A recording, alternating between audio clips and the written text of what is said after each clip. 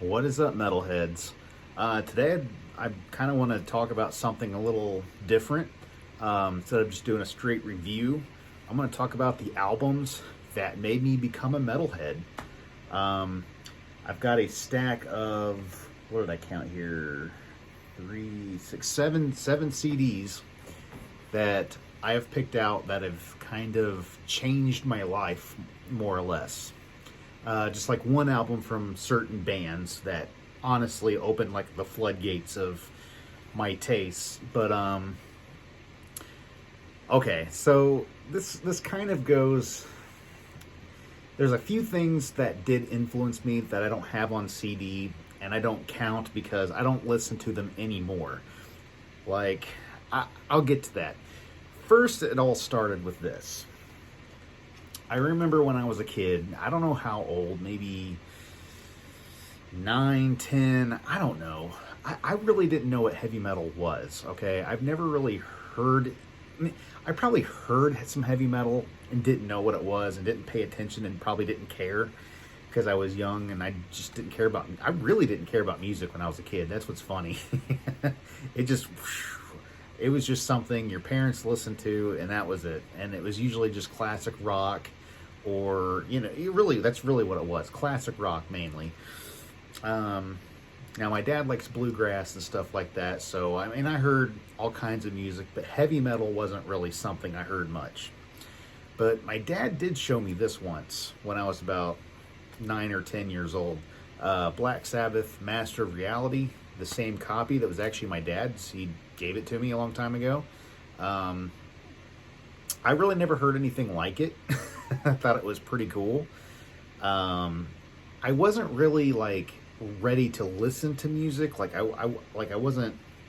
When I heard it, I just thought it was cool. Okay, so I didn't like say, okay, I want some metal CDs. But I was still like, I never heard guitars that sounded like that. It was different. It was different. But hold that off for a few years, and then I really didn't think about music much, and then this is so stupid, but I'm probably not the only one. So there's these video games called Twisted Metal that were for the PlayStation, and I had Twisted Metal 3 and Twisted Metal 4, and those games it was an automotive combat game. It's like kind of like well, you probably know what it is, but it's kind of like a Demolition Derby, but with like guns and missiles and all that stuff. I remember there were songs on there that were metal, and there was a few songs in particular that really sparked my interest. And I found out it was Rob Zombie. Okay, it had Super Beast, Dragula, stuff like that was Meet the Creeper. And I remember thinking, this sounds so cool. Like, this is like the coolest thing I've ever heard. And I remember you could actually take some PlayStation games and put it in a CD player and it would play the soundtrack. And that was like my first CD, okay? Twisted Metal 3 and Twisted Metal 4. I would just put on headphones and listen. Mainly it was the Rob Zombie songs that I liked. There's a few others that I kind of liked, but the Rob Zombie, the voice, the guitars, there was just something about it. So I eventually went and I had to have a Rob Zombie CD. Okay, I didn't even know if this guy had CDs. I thought maybe it was just video game music. I didn't know. But I remember going to Walmart. Somehow I got money, probably an allowance, I don't know. And I went to Walmart with my mom. I was probably 11 years old, probably.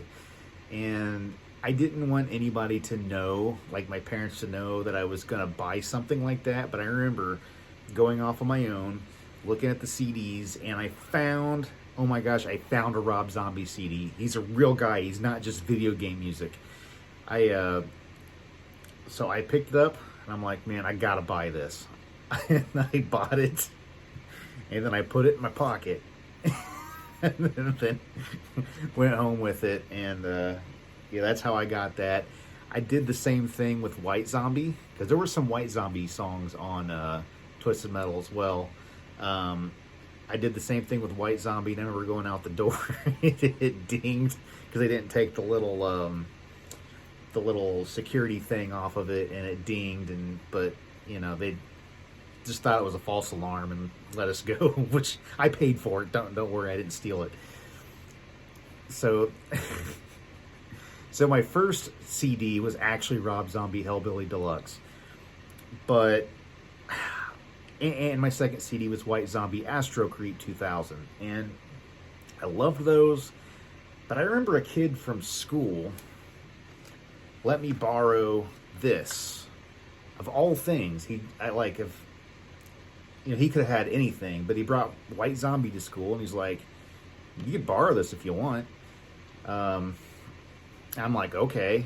It's not the exact same copy. That copy was like missing, like booklet, like the back and stuff like that, and it was kind of beat up. But I listened to it. I remember at first thinking that it doesn't sound as heavy as Astrocrete, but it was still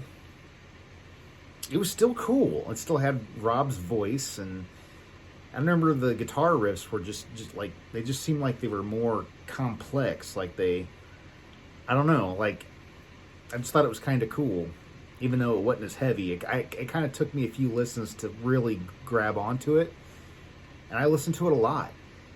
But why I have this, I probably have Astrocrete somewhere. I don't even think I put it in my collection, because I honestly don't like that album as much. This one over time has really, really grew on me. I still like it. Like, I kind of put it away for a while thinking, oh, that's not real metal, it's just White Zombie. And then, like, I don't know, like 7-8 years ago, I got it out and listened to it, and I was like, gosh, man, this is actually good. Like, there's real riffs on here. Like, some of this guitar playing, I've heard Jeff Waters from Annihilator do stuff like this. Like, this is cool. And so yeah, I still consider this a great album, still to this day. So that's why I still have that in my collection, and that's why I keep it here, because I still listen to it. Next, okay, I bought the Black Album, okay, from Metallica, and this was not something I was like afraid to, show my parents, like, I can't believe you're listening to this, because my dad already knew what Enter Sandman was and all that stuff. And as a matter of fact, he's said he liked Metallica, and I'm like, you like Metallica? And I'm like, what? So I thought that was interesting, and so I went to Walmart. Somehow I bought the Black Album. I still have my copy, it's up here, but I like it.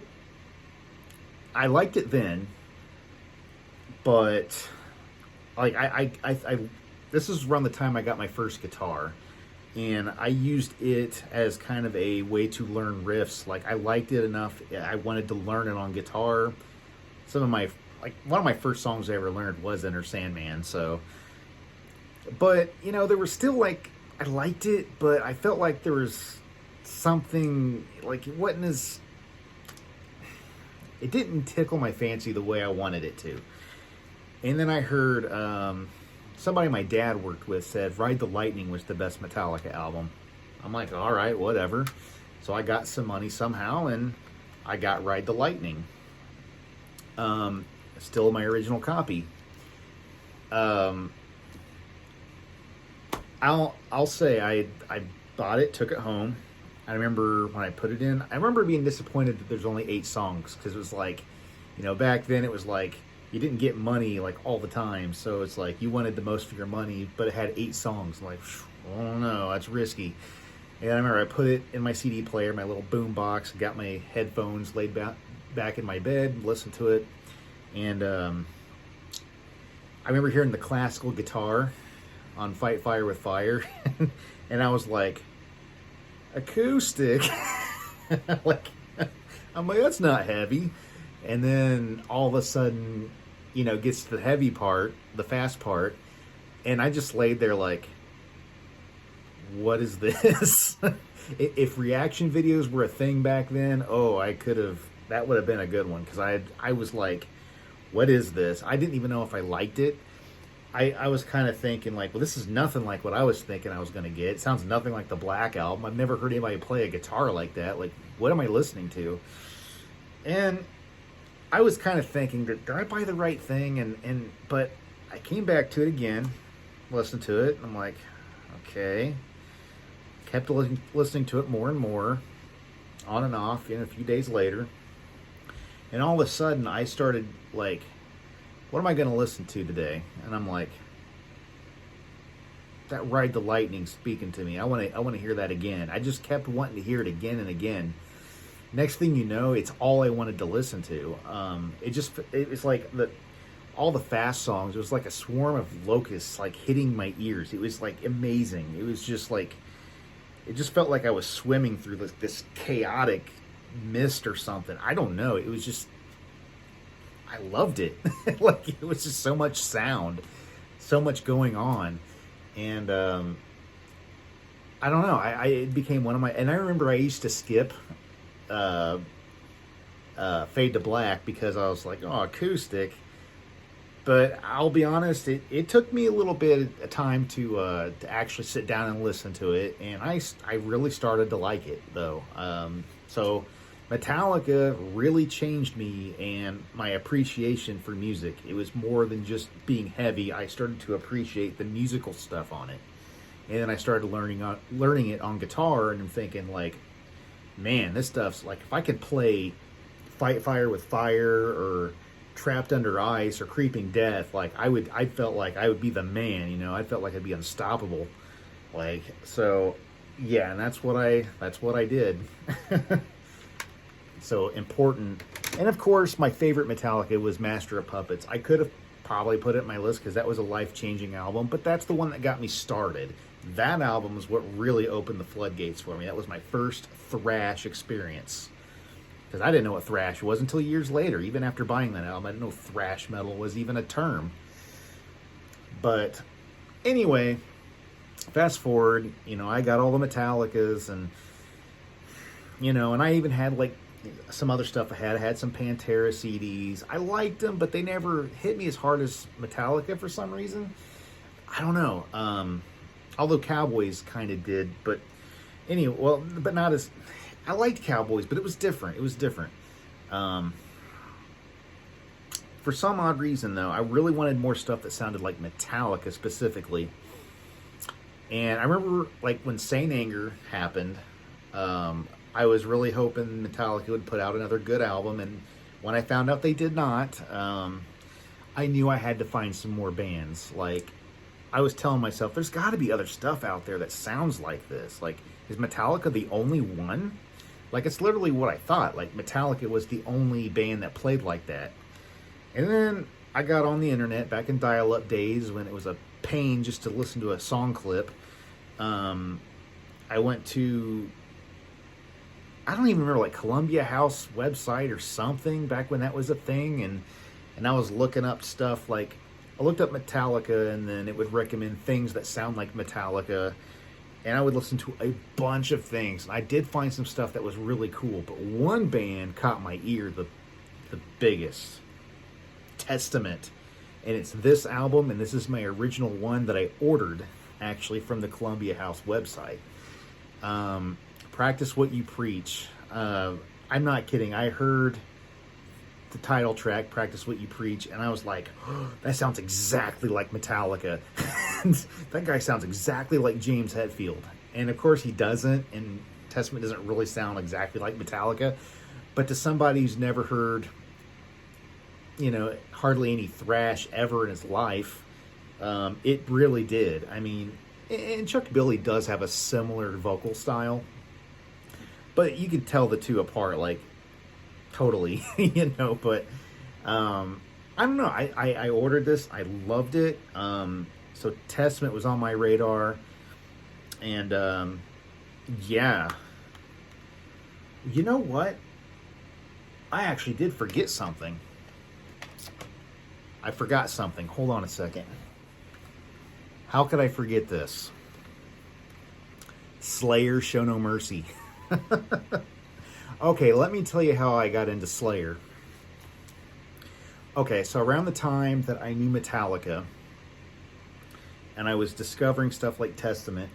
I had a friend, I used to go over to his house, and he had a brother that I remember, like, I'd go over there and hang out, and I'd walk by his room, like, or whatever, to go to, like, the restroom, you know, to take a leak or whatever, and I would just hear, like, guitar playing, and would be like, what's going on in there? His brother plays guitar? And eventually I met his brother, like, actually talked to him, and he talked about this band called Slayer. Like, it's all he played was, like, Slayer. So that's how I found out about Slayer, and I had to look him up, and I listened to something new online that I thought was stupid, and then I decided to give him another chance later. I think I listened to, like, I don't know, I think I listened to, like, Bloodline. It wasn't quite my thing. It wasn't Metallica enough. But I heard this finally, and I found out he was playing Black Magic. I heard him play that, and I heard the song. I think I downloaded it from, like, Kazaa or Morpheus, one of those old sites, and I was like, dude, that's the song he was playing. So I got this. I can't believe my dad actually ordered this for me. He didn't like the fact that, you know, it's the way it looks and stuff. You know, and I am a Christian. But it was like this naughty thing you could listen to, and I was a Christian. I still am, but I don't know. It's just one of those things. I just love the music so much. Like, it was just... This is one of the best albums ever made, and I used to listen to this all the time. All the time. Still the best Slayer album, in my opinion. Absolutely. But to me, this was every bit as good as Metallica. Yeah, I can't believe I forgot to grab that. That's a super important one to me.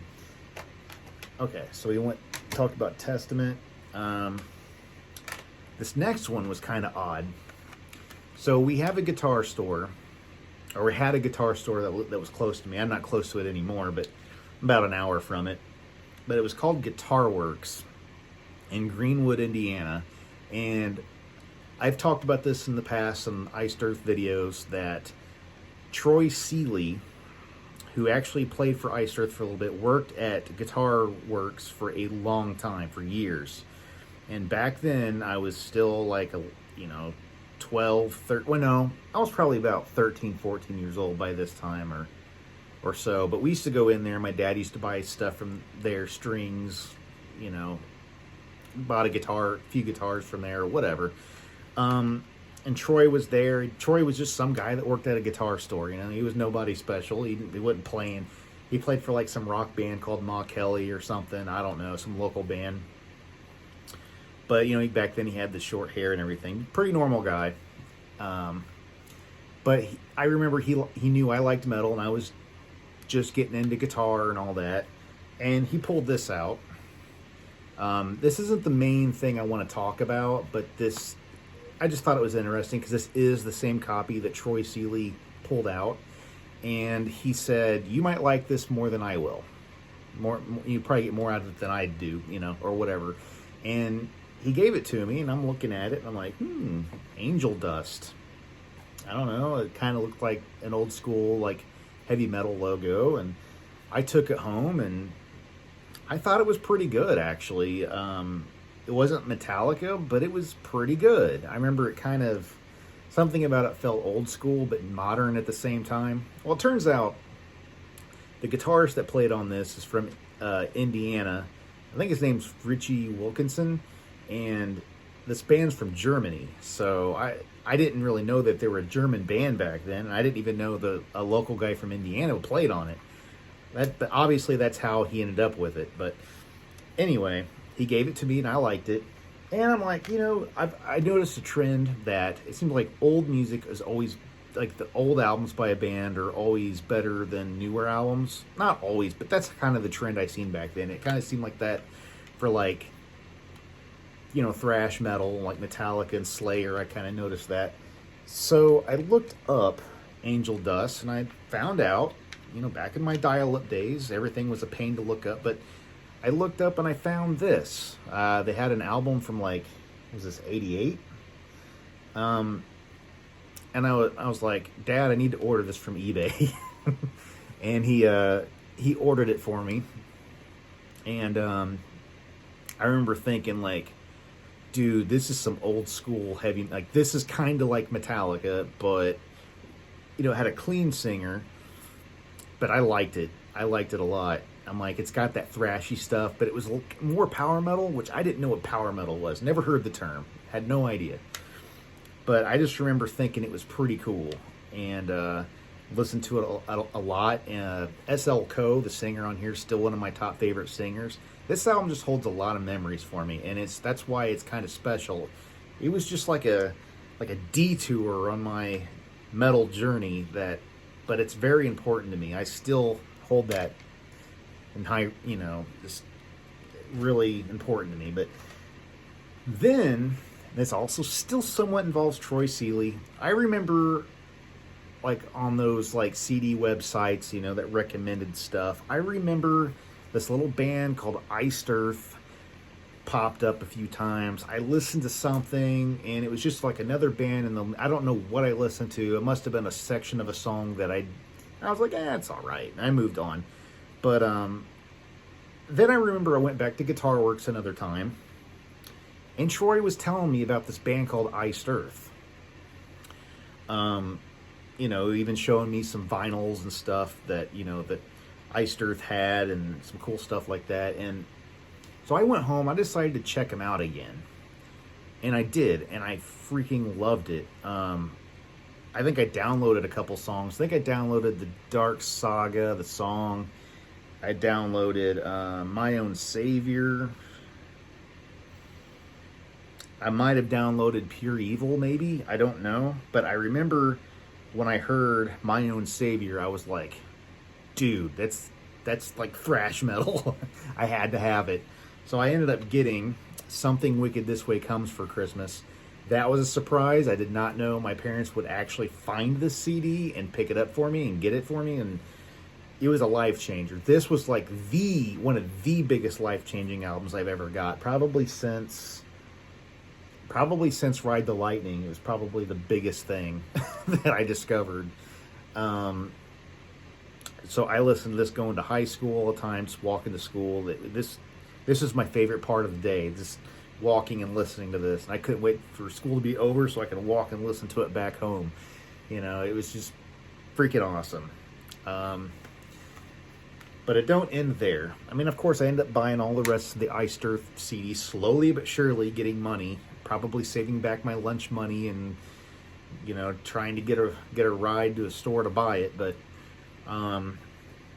then there was this Iced Earth fan site. I've talked about this. I'm starting to sound like an old man telling stories that you've already heard, but there was this Iced Earth fan site that I found, and this dude recommended some other bands and had some links, and Blind Guardian was one of them. I could probably put every band that he linked to on there as a huge stepping stone, but I'm just going to put one more that's highly important, because nothing afterwards was quite as important as this. Blind Guardian. So I've told this in my Blind Guardian videos too, that the first thing I listened to was a clip of Battlefield off A Night at the Opera, and I hated it. I thought it was stupid. And I told myself, okay, like later on, it's like, you know what? I bet you they have old stuff. Sure enough, I found something from the 80s on Kazaa. I downloaded it, and it was Banished from Sanctuary. And I also downloaded Valhalla. Like, what picks? I just happened to pick like the two most popular songs off this album. And I even had Beyond the Ice that was mislabeled as an Iced Earth song. But I was listening to that and didn't even know it before I even downloaded those songs. So, but I seen this. I got online on eBay, found this original copy of Follow the Blind. I remember thinking, boy, that's dorky. Like, I'm like, dude, this is like dork metal. Like, what am I getting into? This is like one of those bands I really didn't tell anybody about right away. I remember even like having my dad help me order it on eBay. I was kind of like, this is dorky. He's probably going to think I'm like, what are you getting into? But I don't know. Now I think it's cool, and I'm like, look at that. Look at that. A dwarf and a wizard. That's so cool. But I got this. This was one of my top favorite albums for a long time.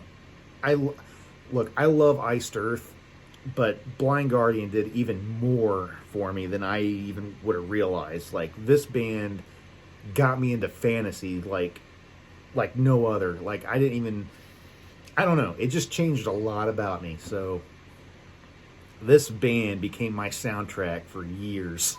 Like, it was an obsession. So my biggest obsessions was Metallica.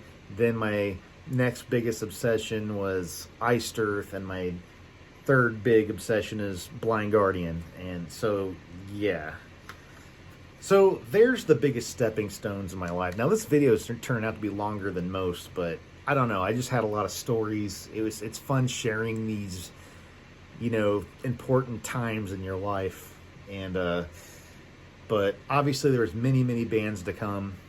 But those right there, I wouldn't be who I am without that stack of CDs right there. So there we go.